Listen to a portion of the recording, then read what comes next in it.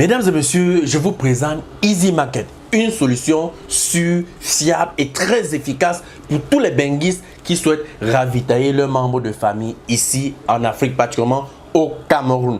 Donc pour tous ceux-là qui veulent envoyer des vivres frais et des produits alimentaires à leurs parents ici au Cameroun, contactez Easy Market. Avec Easy Market, c'est fini avec les histoires des anards où vous envoyez l'argent à vos oncles et tantes, ils font leurs affaires, leur business avec. Contactez rapidement Easy Market, c'est la solution sûre et très efficace. Cerise sur le gâteau, livraison en 48 heures au max. Contactez rapidement le numéro qui s'affiche au bas de cet écran pour avoir plus d'informations ou bien contactez-les sur leur site web.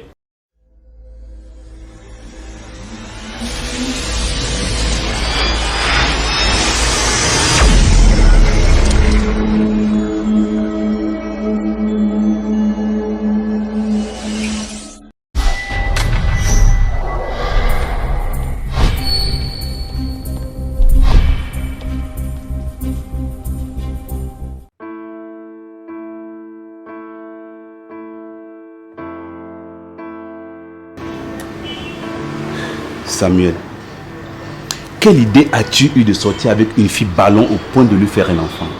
Il n'y a rien à expliquer. Comme je l'ai dit à Andrea, mes parents ont décidé que je retourne au village me chercher une épouse. C'est un peu comme si elle et moi décidions de quelque chose pour Isabelle. As-tu vraiment pensé à te suicider? Oui, pasteur, j'y ai pensé. Si tu veux vraiment que je te dise ce que je pense que grand-père et grand-mère doivent se sentir vraiment mal à l'aise à avoir une belle fille à qui ils ne peuvent pas parler. Ils ne parlent pas le français et elles ne parlent pas leur langue. Elle n'a pas pu obtenir son BPC, alors on a décidé ensemble qu'elle vienne en ville apprendre un métier. Il semblerait qu'il ait fait venir sa jeune sœur du village. Ouais, elle s'appelle Esther, elle a 18 ans. Il l'a fait venir pour apprendre la couture. Ok, j'ai presque fini. Si tu veux que je te résume mon plan, retiens que je me contenterai de dévier la jeune sœur de Samuel qui donnera à son frère des maux de tête qu'il ne pourra pas soigner. Je crois que je commence à comprendre. Très bien, madame. N'oubliez pas de parler à Esther comme prévu, puisqu'elle vous prend comme sa tante. Ok, quand tu sortiras, envoie-la moi, je dois la préparer moralement.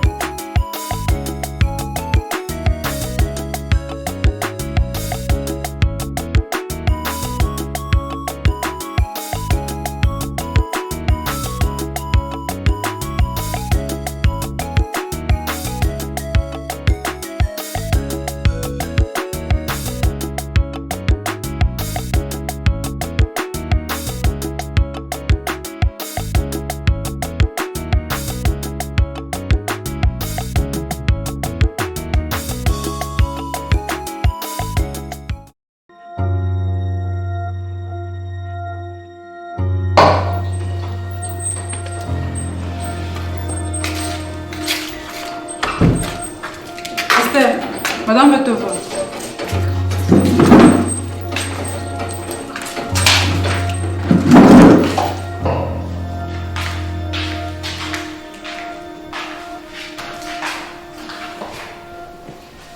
Bonjour Esther, comment tu vas? Très bien, tata. Et le travail, c'est pas très difficile? Non, tata, je m'habitue petit à petit. Petite menteuse. J'ai appris que tu fais des progrès surprenants. Peut-être parce que mademoiselle Leslie est très gentille. Elle prend toujours le temps de bien m'expliquer et elle ne se fâche jamais quand je n'ai pas bien compris qu'elle doit tout recommencer. J'attendais que tu t'imprègnes bien de ce travail pour que je te pose une question. Dis-moi Esther, est-ce que tu aimes vraiment la couture? Oui, tata. Je rêve de devenir une bonne couturière. Et que feras-tu quand tu seras devenue une bonne couturière? Je ne sais pas encore, Tata. Quand je vais finir ma formation, mon frère me dira si je vais rester ici ou si je dois retourner au village. Que souhaiteras-tu, Esther? Je veux rentrer au village. Tu ne te plais pas en ville? Si je reste ici, je ne vais jamais me marier. Ah bon? Qui est-ce qui t'a dit ça? C'est ce qu'on dit au village, vu que les hommes y reviennent toujours épouser leurs femmes. Pourquoi crois-tu qu'ils reviennent toujours épouser leurs femmes au village, Esther? Peut-être parce que les femmes en vie sont très paresseuses. Mais quand tu me vois, Esther, est-ce que j'ai l'air d'une paresseuse? Non, Tata, vous êtes très riche et vous avez une belle voiture. Dis-moi, Esther, tu ne rêves pas de devenir un jour riche et avoir une belle voiture? Je ne le serai jamais. Pourquoi? Je n'ai pas assez fréquenté. Je n'ai même pas pu obtenir mon BPC. Tu n'as pas besoin de BPC pour devenir une riche couturière, Esther. Tu parles déjà très bien français et en plus tu es très très jolie. Mais est-ce qu'il suffit d'être jolie pour devenir une riche couturière? Qu'est-ce que tu crois qui attire les clients chez toi? Tu dois être jolie et bien t'habiller. Tu dois être ton propre mannequin. Tu sais ce que c'est qu'un mannequin? Oui, Tata, ce sont les femmes très maigres. Non, Esther. C'est une femme sur qui on essaye les habits qu'on veut vendre. Alors pourquoi faut-il qu'elle soit toujours aussi maigre? Ce sont les mannequins des blancs qui sont maigres. Parce qu'elles mettent les habits des blancs. Suis-je maigre? Non, Tata, vous êtes très belle et toujours bien habillée. Voilà pourquoi je t'ai fait venir. Ton habillement devra désormais faire partie de ta formation. Leslie va t'acheter le nécessaire que tu ne mettras que lorsque tu es ici et quand vous sortez vous promener. Parce qu'on va souvent faire des promenades. Bien sûr, Esther. C'est dans la rue qu'une couturière voit comment les autres femmes s'habillent. Je vais te demander de t'attacher à Leslie. C'est grâce à elle que tu vas devenir une grande couturière. Tu me comprends? J'ai compris, Tata. Mais si je peux vous poser une question. Pourquoi Leslie, avec tout ce qu'elle connaît là, n'est pas devenue une aussi riche couturière que vous? C'est une très bonne question, Esther. Tu vois, quand Leslie est arrivée ici, elle n'avait pas eu un frère comme toi capable de lui payer sa formation. Elle m'a promis qu'elle allait travailler pour moi quelques années après sa formation. C'est pourquoi elle est encore ici. Vous avez été très gentil avec elle. Elle aussi est très gentille. Tiens-la par la main et tu vas réussir. C'est compris, Tata. Maintenant, on va travailler. Je te souhaite d'avoir du courage, Esther. Merci beaucoup, Tata.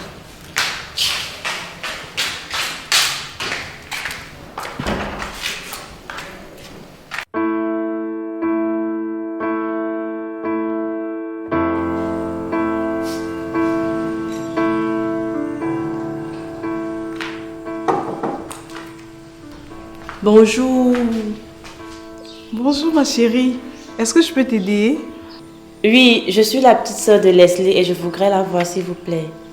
La petite sœur de Leslie? Oui, madame. Leslie est allée me faire une course et ne reviendra pas avant 2 heures de temps. Dis-moi, pourquoi tu ne l'as pas appelée? J'ai essayé son téléphone mais il ne passait pas. J'espère qu'il n'y a pas de problème, hein? Non, pas vraiment. Bref. Je la verrai à la maison ce soir. Ah, d'accord. Au revoir. Au revoir, ma chérie.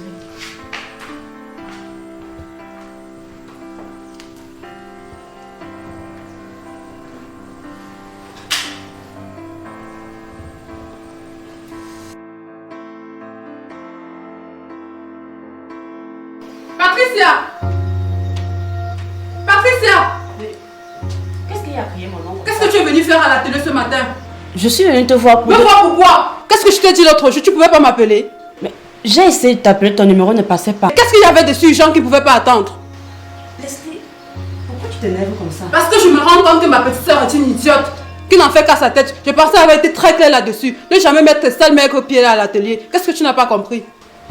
Ce que je n'ai pas compris et que je ne comprends toujours pas, c'est pourquoi tu t'enflammes de la sorte. Et pourquoi tu tenais à tout prix à me voir? Je voulais te voir pour te dire que je voyage avec mes copines pour ne rentrer que demain. Et pourquoi tu n'es plus partie? Comment j'aurais pu partir sans te dire? Et si je l'avais fait, tu m'aurais traité de tous les noms. Et quand je fais tout ce que je peux pour me mettre en contact avec toi, tu me cries dessus.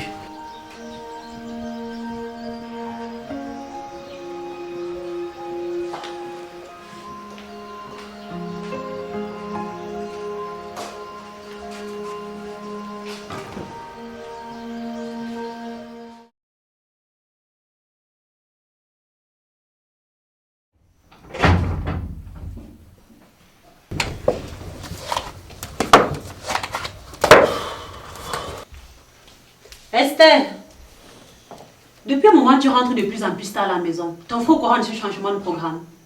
Qu'est-ce que ça peut bien te faire? Ça te dérange tant, tu n'as qu'à lui demander. J'ai simplement pensé qu'il faut en parler avec toi avant de lui dire quoi que ce soit. Pour qui te prends-tu pour te mêler de mes affaires? Ne le prends pas mal, Esther. Mais en tant que la femme de ton frère aîné, je suis un peu comme votre mère dans cette maison. Je dois veiller sur Isabelle et toi. Je ne sais qui t'a chargé de cette responsabilité, mais si tu en veux une, attends de faire tes propres enfants.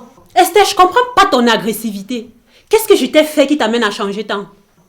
Depuis quand as-tu constaté que j'ai changé? Je ne peux te le dire, mais il y a un bon moment que je t'observe. C'est à peine si tu me salues quand tu reviens du travail. Et je ne sais même plus depuis combien de jours tu goûtes à peine à tes repas. Parce que tu appelles repas tous ces mélanges que tu nous fais à la cuisine. Ces mélanges te plaisaient bien au départ. Et depuis quand as-tu constaté que je ne sais pas cuisiner? Bah, si tu veux savoir, c'est depuis que je mange à la télé des repas cuisinés par d'autres femmes. Et pourquoi tu es la seule à te plaindre? Isabelle et mon mari ne m'ont jamais fait la remarque. Peut-être parce que tu n'as jamais eu l'audace de leur demander pourquoi ils reviennent à la maison tard. C'est donc ce qui te met tant en colère? Écoute Lydie, que tu sois la femme de mon frère ne te donne aucun pouvoir sur moi. Tu n'as pas à me surveiller. Eh bien, on verra ce que dira ton frère quand je lui rapporterai ce que tu viens de me dire. J'ai souvent entendu dire que des petites calomnieuses comme toi sont capables de mettre le feu au sein d'une famille. Si tu te vois déjà pousser des ailes parce que tu es enceinte, bah, je me demande ce qu'il en sera quand tu auras mis au monde un enfant. Esther, c'est à moi que tu dis ça? Va alors de te plaindre à ton mari si tu espères me faire partie d'ici. Tu sais bien qu'il ne fera jamais une chose pareille. Puisque c'est lui qui allait te sortir du village où tu ne savais même pas encore te brosser les dents. Si tu veux bloquer notre vie au village, je ne pense pas que tu étais mieux que moi. C'est pas parce que mon frère t'a sorti de la vieille case de tes parents que tu vas commencer à te prendre pour une mère de famille. Esther, s'il y avait une chance qu'un jour un homme vienne ici te demander en mariage, tu ne serais pas en ville à apprendre à te parfumer tous les matins. Depuis quand sais-tu que je me parfume? Depuis le premier soir où tu es revenu ici sentant le parfum, toute la maison en était imprégnée. Je vois que tu as accumulé plein de choses à raconter à mon frère, mais je te préviens. Tu as l'intention de s'aimer la discorde entre Samuel et moi. Tu ne Qu'est-ce que tu crois pouvoir me faire? Tu as la chance de porter le bébé de mon frère, sinon je t'aurais appris à fermer ta grande gueule. Qu'est-ce que le bébé a à voir là-dedans? Je te préviens, Esther, bébé ou pas, je serai en mesure de te battre comme la petite fille que tu es si jamais tu oses me toucher. Tu n'aimerais pas que je t'appelle maman pour te faire plaisir? Tu verrais quelle éducation je donnerai à mon enfant quand il naîtra. Parce que c'est bien ce qu'il te manque. Sale petite villageoise, pour qui te prends-tu pour critiquer mon éducation? Je n'ai pas peur de le dire. Tu es mal élevé. Qu'est-ce qui se passe dans cette maison? On vous entend depuis la route. Que vous arrive-t-il? Grand frère, faut demander à ta femme. Elle ne doit sûrement pas être contente de savoir que je prends un métier et de rester tranquillement attendre qu'un homme vienne m'épouser. Esther, que t'a dit Lydie pour que tu lui avances des grossièretés pareilles? Pourquoi c'est à moi que tu poses des questions? Il faut lui demander ce qu'elle m'a dit. Lydie, que s'est-il passé? J'ai seulement commis l'erreur de lui dire que j'ai constaté qu'elle revient de plus en plus tard à la maison. Je lui ai parlé comme si elle avait été ma petite sœur. C'est elle qui s'est enflammée. Pourquoi tu ne me dis pas que je me suis enflammée parce que tu m'as traité de mal éduquée? Je ne supporte pas qu'on insulte mes parents. Esther, y a-t-il du mal à ce que Lydie te demande pourquoi tu rentres à la maison tard? Nous sommes ici en ville et beaucoup de choses peuvent arriver. N'a-t-elle pas le droit de s'inquiéter? C'est donc toi qui lui as donné le droit de me traiter comme si j'étais une enfant. Mais Esther, tu es un enfant. D'accord, grand frère, mais je ne suis pas son enfant, il faut le lui dire. Écoute-la, Samuel. Qui voudrait d'un enfant comme toi? Approche-toi d'elle et renifle-la. Elle dégage le parfum des femmes de la rue. Arrêtez-moi ça tous les deux. Mais j'en ai marre que ma femme et ma petite sœur se disputent dans la même maison comme des coépouses. Vous avez de la chance que ce soit samedi et que Isabelle est chez sa mère. Je suis fatigué. On reparle de ça plus tard. Grand frère, je doute que tu puisses dormir cette nuit parce que ta femme a accumulé plein de choses qu'elle va te raconter.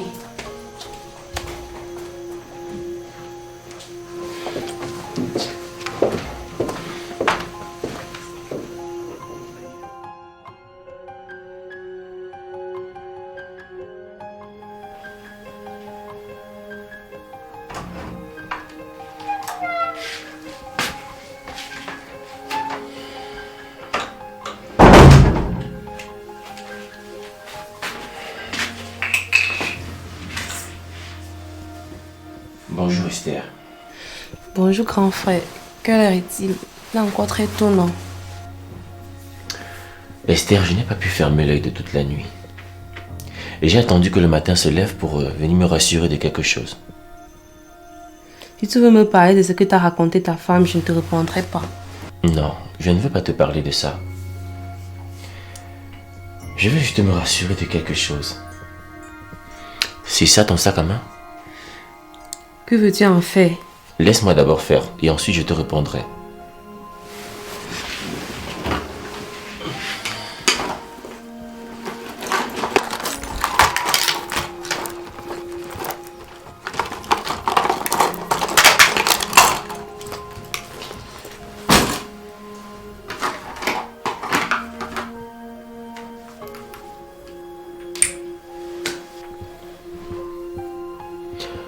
Je vois que tu as des produits d'entretien corporel et aussi une boîte de parfum.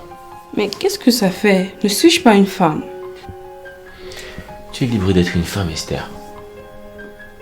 Mais ce que je ne comprends pas, c'est d'où te vient tout cet argent que je ne t'ai pas donné et ce téléphone portable que je ne t'ai pas offert. Grand frère, tu m'as fait venir en ville pour me bercer dans ta maison comme une enfant. Eh bien, il fallait pas me laisser sortir. Je t'ai demandé d'où te vient cet argent et ce téléphone portable. Je ne te répondrai pas. Et pourquoi? Qu'est-ce qui te fait penser que je n'allais pas t'en parler? Eh bien, si tu voulais m'en parler, vas-y, fais-le. Je ne le ferai pas dans ces conditions, grand frère. Je sais que ta femme fait tout pour me mettre à la porte de sa maison comme elle appelle si bien. Si tu veux, fais le plaisir. Et mets-moi dehors, elle te fera des jumeaux. Très bien, Esther. Puisque c'est comme ça que tu le prends, je vais te montrer que c'est moi qui t'a fait venir ici en ville et que je suis ton grand frère.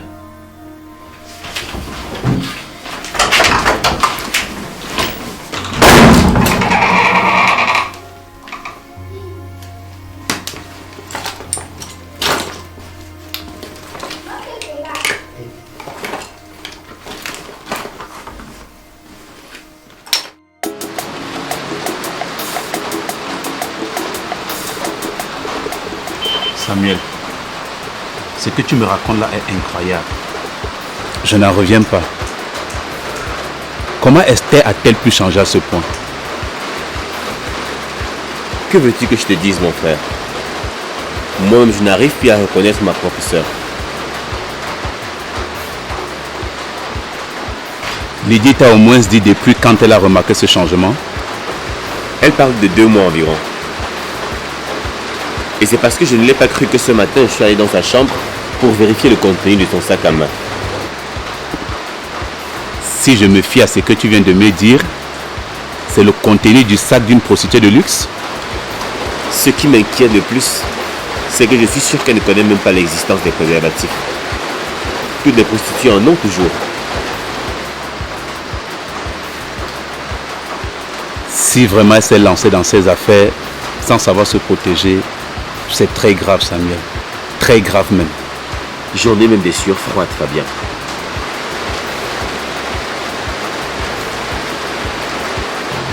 Dis-moi, as-tu au moins pensé à appeler Sorel sa patronne pour qu'elle te dise ce qu'elle en pense? Tu dois te douter que c'est la première chose que j'ai faite. Mais je n'ai même pas pu lui parler de cette histoire. Pourquoi? Quand elle a décroché et qu'elle a su que c'était moi au bout du fil, elle m'a demandé comment allait Esther. Parce qu'elle croit qu'elle est malade. Il paraît que depuis 10 jours, elle n'a pas bossé, prétendant qu'elle est malade.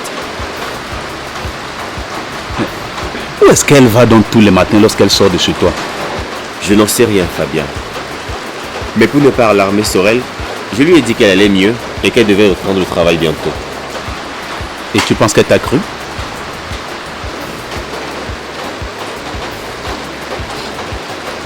Allô? Ok, j'arrive. Là, je suis avec Fabien, on analyse la situation. Qui est-ce et qu'est-ce qui ne va pas? C'est Lydie. Elle dit qu'Esther a fait son sac et a quitté la maison. Oh non, Seigneur. C'est pas possible. Mais où est-ce qu'elle peut bien aller avec cette pluie? Vous avez un autre membre de votre famille qui habite ici? pas à ma connaissance.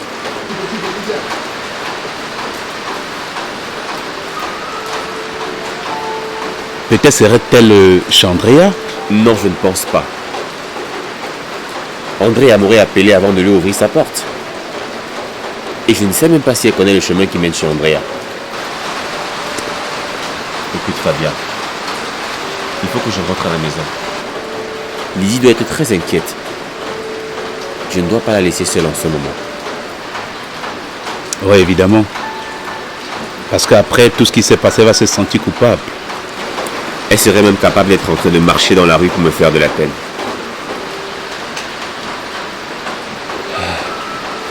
Écoute Samuel,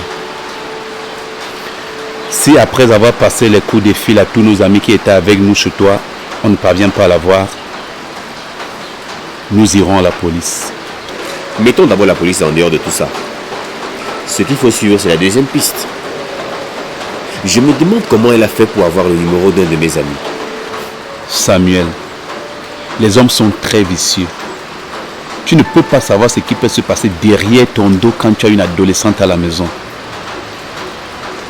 En plus, la flèche qui t'atteint en plein cœur ne vient jamais de très loin. Fabien,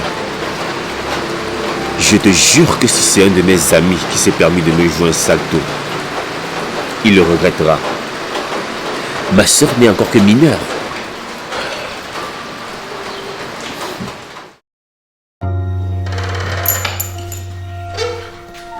Véronique, bonjour. Sorel, Andrea m'a dit que Esther, la petite soeur de Samuel, a disparu. J'espère que tu n'es pas derrière cette disparition. Quoi? Elle a disparu? Oui. Elle a fait son sac depuis hier matin et elle a quitté la maison. Attends, si elle a quitté la maison, c'est pas une disparition.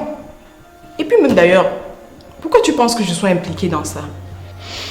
Ça fait pratiquement une semaine qu'elle ne travaille pas, prétextant qu'elle est malade. Justement. Et d'ailleurs, son frère, j'ai dit à son frère qu'il me l'a confirmé. Et tu sais très bien que c'est faux. La semaine dernière, quand je suis venue ici, elle était encore là. Véronique, arrêtons de jouer à ce jeu. N'est-ce pas toi et moi qui avons planifié de faire la peau à ce Samuel? Oui, mais il n'était pas question de violence. Tu sais très bien que l'enlèvement est réprimandé par la loi. Qui a parlé d'enlèvement? Si elle a fait son sac et elle est partie, c'est pas un enlèvement. Où est-elle donc si elle n'est pas retenue contre son gré? Elle est là où ni toi ni moi ne pouvons être. Et pourquoi donc? Parce que nous sommes vieilles pour les femmes qui couchent avec les jeunes filles. Ah, c'est donc ça? Elle couche avec une femme? Une vieille femme qui doit être très très amoureuse d'elle en ce moment. Attends un peu. Je pensais que ces choses ne se passaient que chez les Blancs et à la télé. Quoi? Les femmes qui couchent avec les autres femmes? C'est déjà arrivé ici chez nous. Ah, Véronique, dans quel monde est-ce que tu vis? Mais attends, les choses qui se passent à la télé se pratiquent ici dès le lendemain. Et en plus, les jeunes filles pensent que en couchant avec ces vieilles femmes, ça les met à l'abri des maladies, des virus. Et elles sont encore bien plus lorsqu'elles ont la chance de tomber sur les femmes qui sont friquées. Yeah, yeah.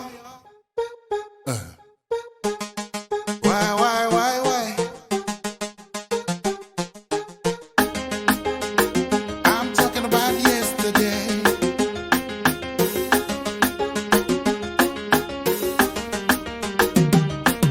Sometimes I felt so lonely, feeling like life had just no meaning. Like a guy who had just been dumped by his girlfriend. Those times I felt so lonely. Talking about being like every other, thinking about living independent.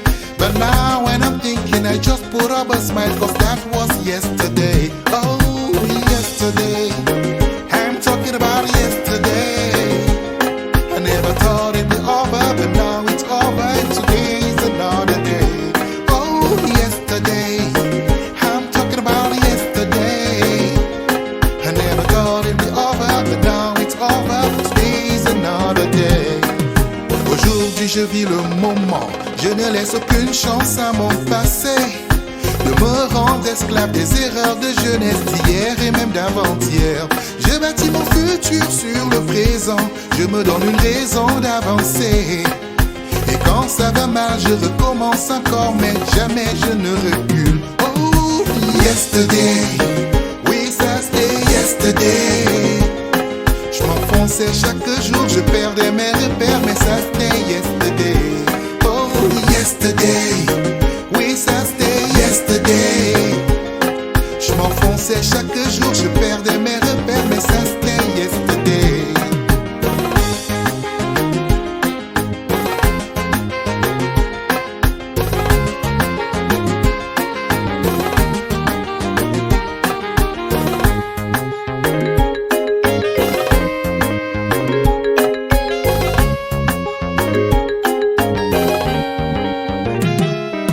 My papa used to tell me, you just gotta hold on to life. Try to be at the head of all you endeavor, everything will be alright.